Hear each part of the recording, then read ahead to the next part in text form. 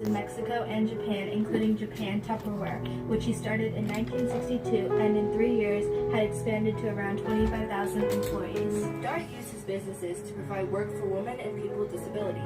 In Japan, he took disabled people out of institutions and gave them jobs in his companies.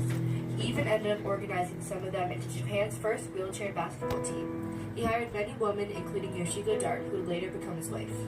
During a visit to Saigon, Vietnam in 1966 to investigate a rehabilitation center for children with polio, Dart found conditions where disabled children were left on concrete floors to starve.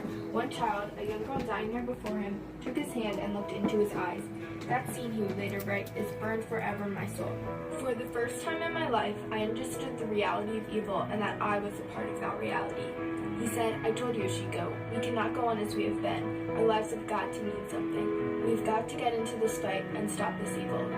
It was this moment that made Justin realize that he wanted to dedicate himself to the cause of human and disability rights. Both Justin and Yoshiko moved to Texas in 1978 and devoted themselves to local disability activism. From 1980 to 1985, Dart was a member and then chair of the Texas Governor's Committee for Persons with Disabilities.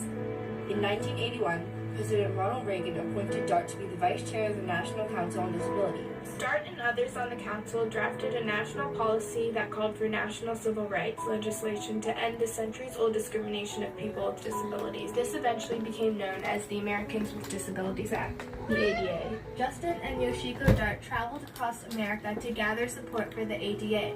Justin Dart held 62 public forums in all 50 states as well as Washington, D.C., Puerto Rico, and Guam to collect stories of discrimination.